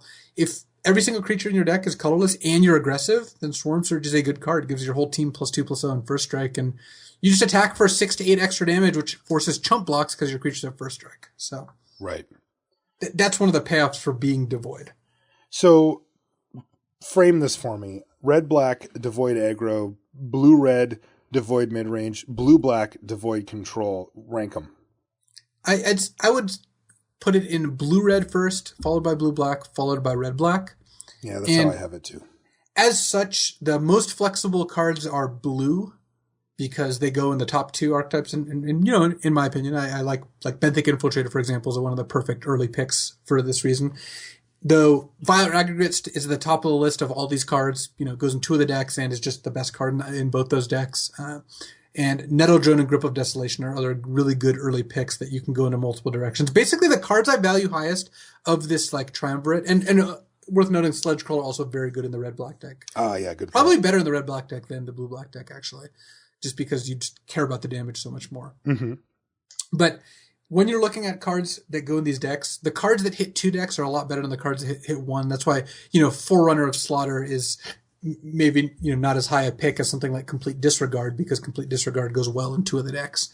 Or even going, when you're looking at monocolor cards, something like, you know, Mist Intruder just doesn't go in 2 of these decks that often. Yeah, you'll play it in the blue-red deck sometimes, but it's not as good as something like Nettle Drone, which is great in 2 of the 3 decks. So kind of how you end up in these decks, besides Vile Aggregate, which I think we may have mentioned, is is when you just see a card that cares about either processing and ingest or devoid kind of late in the pack, or you're just getting a lot of colorless cards. You know, it's a kind of funny shortcut, but if you just take all colorless cards, you're probably going to, and in 2 colors, you're probably going to end up with a relatively synergistic deck, because that's just how the cards work. Yeah, it is. It really is. You know, this is where your format knowledge can help you get a better deck, but I agree. I think you're going to end up with a pretty decent deck. But, you know, knowing that Vile Aggregate is much better than, say, whatever, you know, name your card, it's better than all of them pretty much, you know, is important, especially because cards like that are hard to read. I mean, we came around on it very quickly, but, you know, our initial read on it was that it wasn't as good because we just,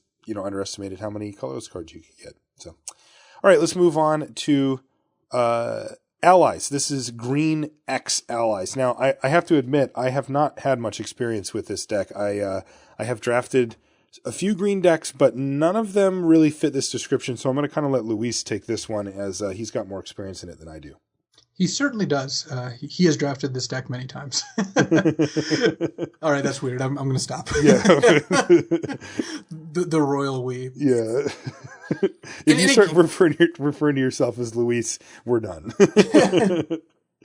So I like this deck. You know, when it's open, when you get kind of like the powerful cards later, it's not as synergistic as some of these decks. It's weird because this deck has a range.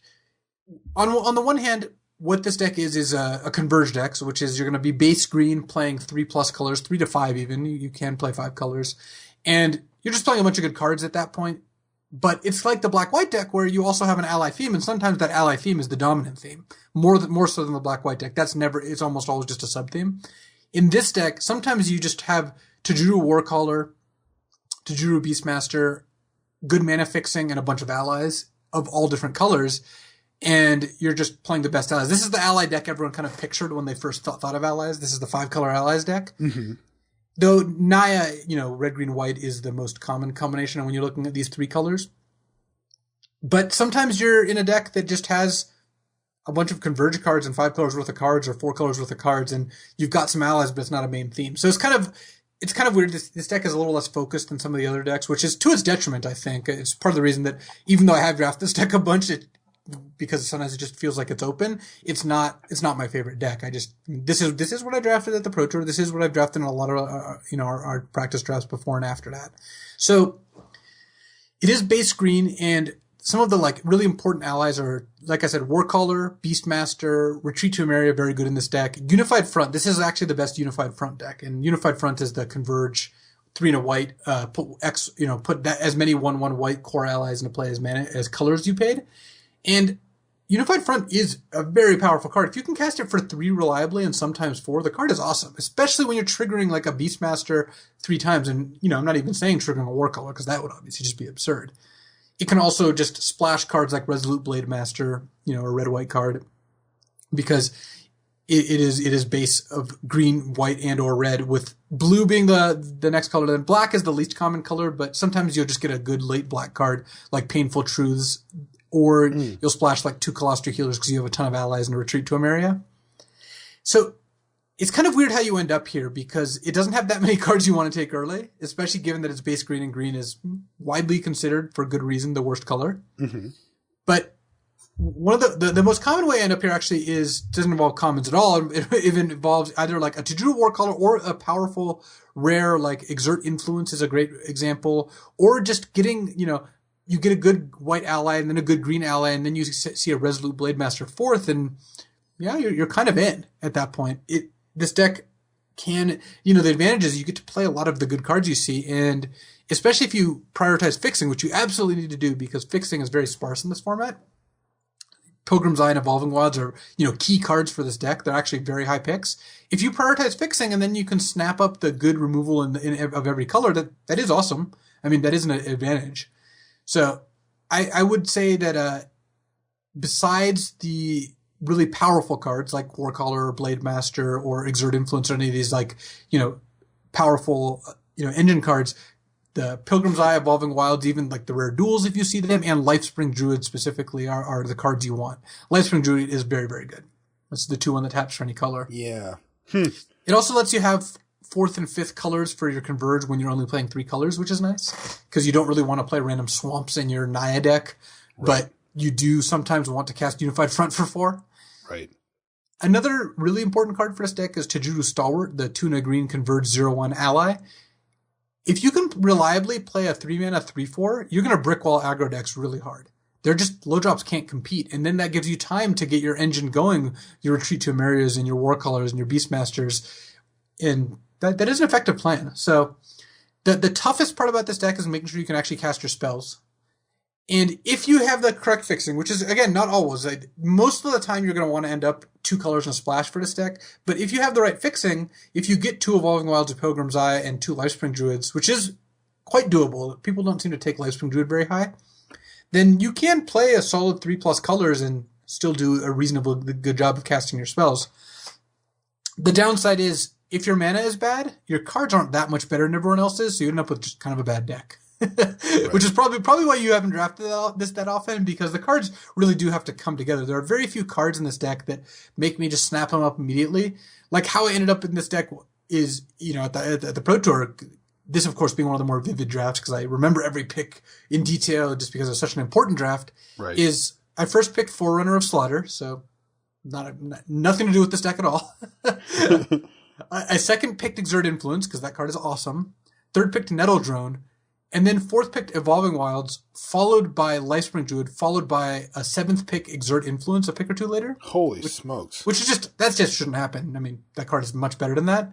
And then wheeled another Lifespring Druid and then was in. And then I ended up with, 4 Life or 3 Lifespring Druids, something like that, and Evolving Wilds and a couple dual lands. And then the deck ended up working. 2 Exert Influence? And 2 Exert Influence, yeah. It was kind of funny. The guy passing to me from my right after the draft was like, is Exert Influence a good card? Like, I passed you them pretty late. I'm like, yeah, card's real good. And then we played round 3 and I just stole his 4/5 vampire. And he's like, yeah, that card's pretty good. That's great. Is Mind Control good? Yes, Mind Control's good. Yes, it is. So this is a deck you're going to draft a lot less than the other decks because I feel like the incentives are not nearly at the same level. But if you have some good Converge cards, if you have some of these good ally cards and you get late mana fixing, or maybe you just have a weak pack and you took an Evolving Wilds 3rd pick, which is a very defensible 3rd pick, and then you get Lifespring Druid 7th pick, you can start thinking about this deck.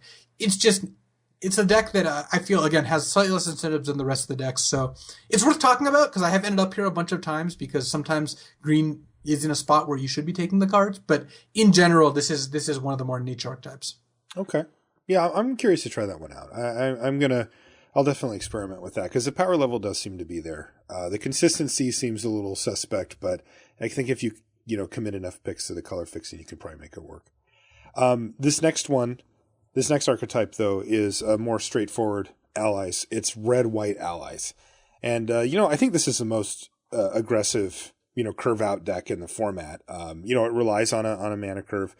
You're going to play some combat tricks and removal to get in damage here, which is kind of not the norm in Battle for Zendikar. There's plenty of good defensive creatures, and it can be pretty tough to curve out without that many great 2-drops around. But this deck can actually do it. When I think of this deck, the card that comes to my mind is Resolute Blademaster, the gold, red-white card, the red-white ally card, because it just... that can be your curve topping finisher, but there's other cards that jump to mind too, like Firemantle Mage is one I've been pretty impressed by. Core Blade Whirl, that's the ally that gives first strike, has been pretty decent. Outnumber seems to work well in this deck just because you are playing a relatively low creature curve, and getting blockers out of the way can be a big deal. Retreat to Emeria, a little slow, but still totally worth it, as you can trigger allies or even just pump your team multiple times after you play it. And that can be huge in a deck like this. And of course you get the good removal too, like, Stasis Snare, Gideon's Reproach, and all that kind of stuff as well. This is one of the more focused decks. And this is the deck that, like Red, Black, Devoid, really tries to punish your opponent for playing cards like the deck I just talked about, like the Green Ally Converge deck, or the Ingest Processor deck that's trying to set these things up. But yeah, and it's this is more of an ABC deck, that, not in the way we used before. I guess this is more of a Cabs theory deck.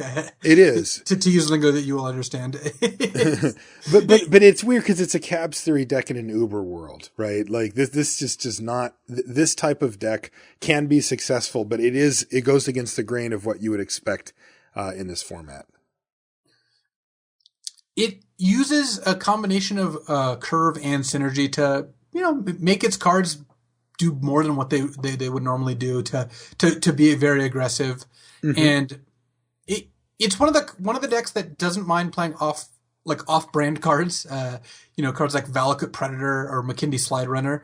These cards work fine in the deck because they get the bonuses from the allies too. Maybe they don't trigger the core Blade Whirls and Fire Mantle Mages, but they get their bonuses just fine. And as such, you're not as focused here as you would be in like a Devoid deck. Like a Devoid deck, when you said like, hey, you're playing a blue-black, Devoid processor deck, and you've got to play a Coral Helm Guide, you're like, ugh, I don't want to put that in my deck. Right. But I'm like, hey, you're playing Red White Allies Beatdown, you have to play a Valakut Predator. You're like, great, can I get another one? Yeah, it's like, no problem. So this is less focused, and that is part of why it's a little less powerful. I mean, focus should have a payoff.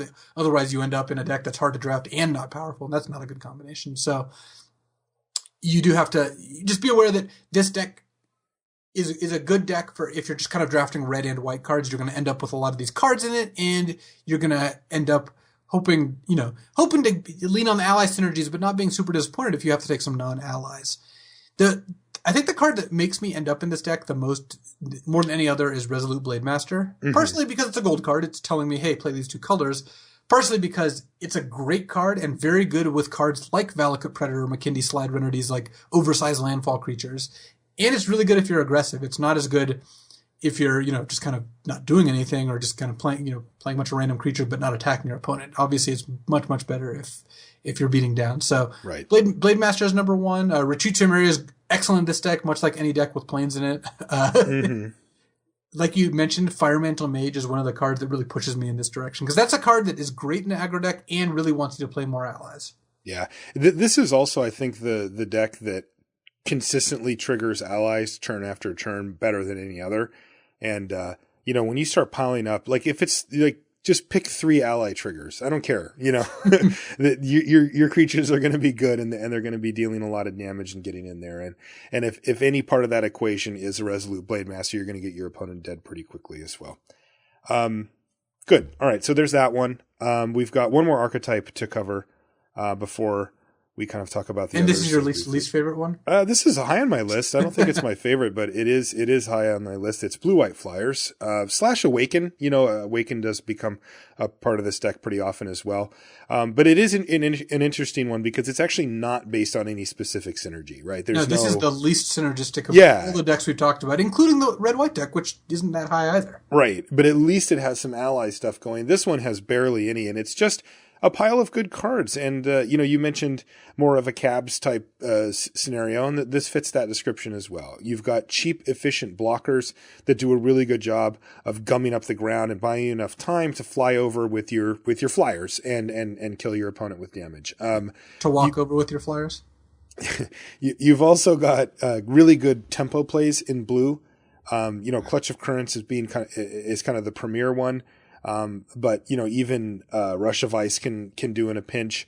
And you've got good white removal that we've talked about quite a bit with your Stasis Snares, your Gideon's Reproach, your Smite the Monstrous, and your Sheer Drops. Those do a really good job of making sure that you don't die to your opponent's bigger creatures.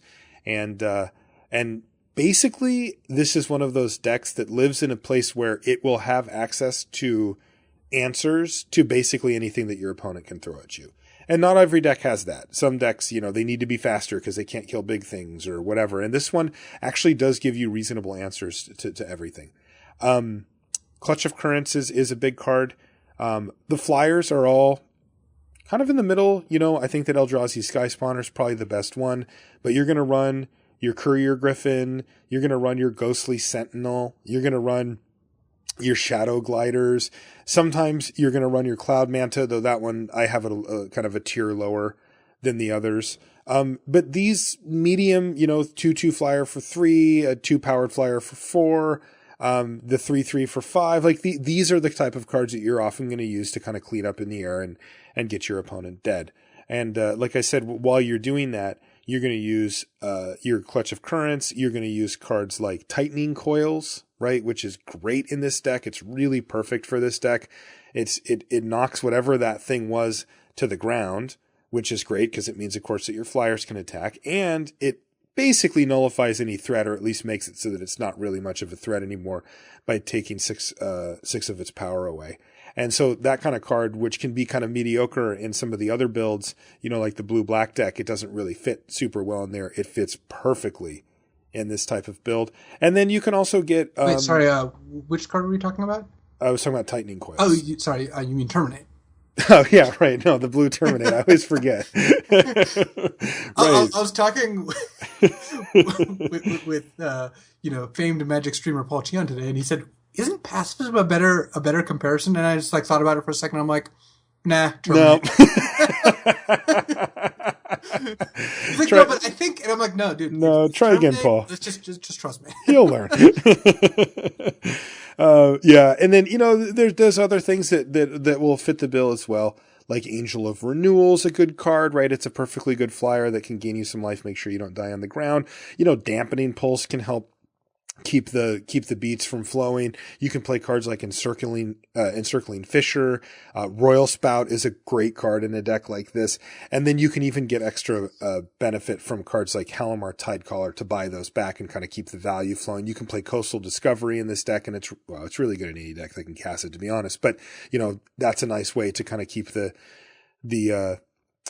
cards flowing and even give you some more blockers or even attackers on the ground, depending on the scenario. I've been really impressed by this deck. I found it to be very solid. I haven't been blown away, right? Like it doesn't do like some of the things that the blue-red deck or whatever can do are insane. Like you're just like, geez, you've got 2 of these guys and a Vile Aggregate, and now you cast a thing, and then the 2 Nettle Drones hit me, and they're going to hit me for 4 this turn, and that Vile Aggregate's like a 6-powered 3-drop with Trample and 5 toughness, and like you're just like, whoa, like this is just way too much for me to deal with. This deck is a lot more plotting than that. It's going to play some relatively fair removal spells, some fair blockers.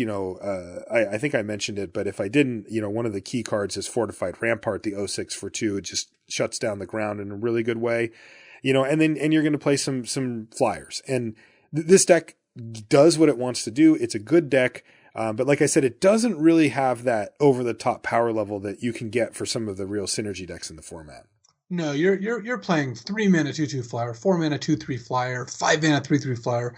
None of these things sound exciting, and the reason for that is that none of them are exciting. Yes. But they all combine nicely with cards like Clutch of Currents and Terminate and Royal Spout to, Fortified Rampart's actually quite important as well. And just kill your opponent. Flying is good. Flying is still good in this format, even though there's a lot of weird stuff going on. 3 power flyers will end the game, and the modern state of removal being what it is, you can sometimes close out with just a couple of flyers because this deck's, funnily enough, this deck actually has the best removal in the format. I think this deck has the most removal spells, more than red-black in total. Because it's, I'm counting cards like Fortified Rampart and Tightening Coils is way up there. So right. I think that this deck is the most fair deck, but it also just has an overall power level that's good enough. Just the Awaken spells are very good. Halimar Tidecaller is a really strong card. That's one of the ways you end up in this deck. And if you're not comfortable drafting these highly, synergy-based decks, this is a good deck to kind of get familiar with, because I would recommend that you do kind of learn how to draft these other decks because they're such a big part of this format. But if you're not as experienced with those decks, that this is definitely a good deck to draft, because this deck the cards do what they say, and They don't combine well except for the natural combination of flyers plus flyers plus flyers, which is a good combination. Blue-White Skies has been a good draft deck in I think almost every format that's existed just about. Yeah, and it's funny, it just happened to show up here, even though this felt like a format that wouldn't. The other thing I think that we should note about this deck is that it is actually quite easy to draft as well, because there are a lot of interchangeable parts, not just what Luis said, which is also important, that it doesn't require these specific pieces and all that, but also that, you can kind of go down the rung if you need to. And if you don't get the premium cards, you don't get a Royal Spout, well, you can get a Clutch Occurrence. And if you can't get a Clutch Occurrence, you can get a Rush of Ice. And while you are taking power level hits on each of those downgrades, you are going to find at least the pieces that you need, to get it. Adverse conditions can jump in there sometimes and do some work for you. And so it ends up being one of those things where, yes, sometimes you don't get all Wind Rider patrols, but instead you've got Ghostly Sentinels. Fair enough. They'll get the job done as well. And so, it doesn't put quite as strict a demand on, well, how many Ingestors did you get? I only ended up with one. Well, then your deck sucks if that's what you were going for. How many repeatable life gain effects did you get? I only got 2. Well, then your deck probably sucks if you were going for the life gain deck. Here, it's like I could come up to you and say, I've got 2 Wind Rider patrols and, I've got 2 stasis snares and, a Clutch of Currents. You're like, wow, your deck's insane. But I could also come up to you and say, I've got 2 Ghostly Sentinels and I've got 2, a Rush of Ice and a whatever. And 2 Tightening Coils. And 2 Tightening Coils, right? Cool, and you're like, you know what? You can win that. That's a deck that you could win with. Sure, it's not as good as the alternative, but you're going to fill out the deck if you're in that, and as long as you're not fighting with 2 other people. So I think that's another bonus of the deck. Right. The tier 1 versions, the A+ versions of some of the synergy decks are excellent. With, again, part of the reason Blue-Red Devoid is so good, it's probably the top of the list. But the C+ versions of those decks are sometimes actual fail cases that are just very bad. Whereas the scale for the Blue-White deck is just much closer together. Whereas the A's may not be as high, but the C's are definitely not as low. You could end up with a collection of 7th picks and still have a great deck. Right. So that's going to do it for the archetypes that we wanted to talk about. I did want to take a minute before we take off here, Luis, though, to mention the ones that we didn't. And I don't mean list them out, but I just mean, what are we supposed to think about the ones that we didn't talk about? The ones that haven't really stood out to us as premier archetypes in this draft format. The things we didn't talk about, first of all, you can draft normal decks in most combinations of colors, and that's fine. Sometimes you'll just end up there. Sometimes power can carry you. If you open a Rolling Thunder and then get past a Grip of Desolation and end up in red-black but not Devoid, you just end up with random Valaka Predators and whatnot, that's still going to be a fine deck. Yeah. You just have enough good cards. I mean, this is still just limited Magic. It's not like, if you don't do something special, you can't compete. So every color pair is just reasonable. It's maybe not optimal, but you can certainly end up there. There's also the more themed decks that we didn't talk about, like Black Green Sacrifice, for example, and an Eldrazi, ramp deck. These are the decks that, in my experience, and in your experience as well, because we put this list together, haven't come together that often. Makes me sad, but it's true. Yes, there are good versions of this. We can talk about good versions of this, but they're not as easy to draft as these decks. If black-white is open, you can end up with a good black-white deck or life gain deck if that is open. But black-green can be open and you still just might not end up with a good version of the deck. And that's just a sign that you don't want to be in that deck. It's not a deck I'm going to start out by drafting. It's a deck that I'll reluctantly draft if it's abundantly clear that it is open. If Smothering Abomination, I get 3rd pick and I end up getting, a Catacomb Sifter 5th, and it's okay, yeah, I should draft this. But under normal circumstances, I'm just not going to try to combine Bone Splinters and Blister Pods because I haven't seen a payoff. Right. And it just hasn't been as good as the other options. And we tried to outline the options that we found very good, right? The ones that when it comes together, you feel confident going into the draft or into the matches that you could easily put together 3 wins here with the pile of cards that you've got. Where with those other ones, it's much more hit or miss, right? And I just found it less consistent. Red-green landfall, which is it's kind of like red-white in that it's a pile of good cards, but it's unlike red-white in that there is not really that much synergy to be had. So right, and there's no big payoff at the top. Right, I mean the gold card Grove Rumbler, the 3/3 trample with landfall +2/+2. Sure, that's a good card. Good. if you end up getting a fourth pick Grove Rumbler, fifth pick Grove Rumbler, then yeah, maybe you should be drafting red-green. But combining a bunch of landfall creatures in the same deck doesn't really pay you off. I don't want to play Natural Connection still. I mean, it's not really like something I'm excited to do. Blue-green basically doesn't have a theme. That's just Converge. So these are the main decks we found. Again, we're not saying these are the only things you can draft. We're also not trying to say that you have to follow these orders exactly. But this is so far kind of like when you're looking at the archetypes that work out and what are some of the combinations you want to put together. These are the things that we came up with. Yeah, and I like this type of these shows are always fun for me because we get to go deeper. We have a podcast, we get to talk about it, at the level of detail that we want. Where I think you could say, well, talk to a friend. I haven't drafted this format much. Give me the lowdown. What's the deal? And you just really can't do that, super quickly. You need to know.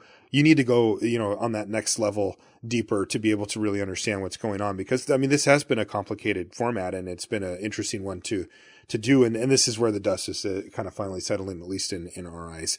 Again, subject to change, right? Anything, the blue-red deck could easily be, something that you want to try to avoid if everybody's drafting it. That has happened in past draft formats where one deck got so good that everybody always wanted it. And anybody that opened one of those 2 or 3 cards that we mentioned that will pull us into it will automatically assume that they're in that deck. And then all of a sudden you're fighting people. And, it's a thing that you're going to want to consider. But if you don't know how to draft it in the first place, then, you're just at a disadvantage for when the deck does come around to you.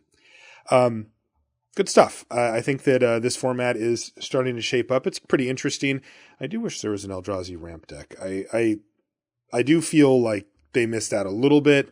Maybe we just haven't found it yet. I have drafted it a few times and had it, but again, it did fit in that second category of not feeling super strong to me, which makes me a little sad because when I see Eldrazi, especially ones that aren't really constructed playable, I want to cast them in limited, and I feel like I'm not super incentivized to do so.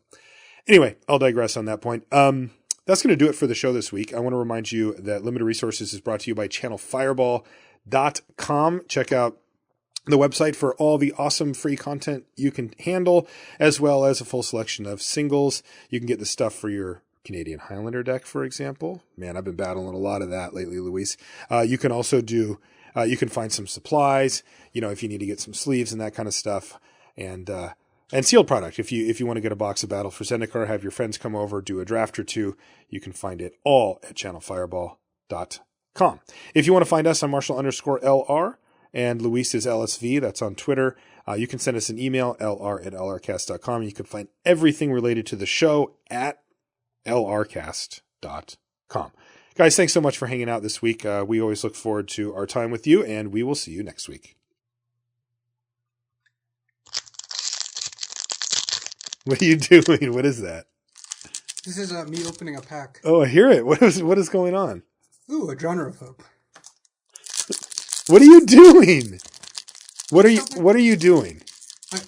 I'm opening a pack. Why? Are we doing crack-a-packs? Oh no, definitely not. We're not gonna look through this pack and get value out of it. Don't do that. Apart the water veil. These are drafts. We could be drafting this. Well, not anymore because I just opened them. Oh my god. Yeah, Felidar Sovereign, not bad. I hope you don't get anything good. This is not right, man. We preach that you shouldn't do this on the show. A Green Warden of Marasa. That's a mythic rare. So that really makes me stand by my decisions. I do know that that's why would you do this? You're a perverse human. You know that? Canopy Vista, not bad, not bad. Just spewing value left and right. I'm going to hang up on you. Sunken Hollow. Hold on. Actually, I have a purpose for this. It's not just me opening packs and making you listen to it. I don't believe you. 1 second. Guardian of Tazim. So anyway. Ghoul draws Overseer. Interesting. So, I was thinking we could actually talk about that draft picks here, but instead... Ugin's Insight. Anyways, see you later, Marshall. I knew it. I knew you didn't have anything at the end of this, and I'm still here. How could you? I feel so betrayed. You're probably drafting a 4-3-2-2 while cracking these facts.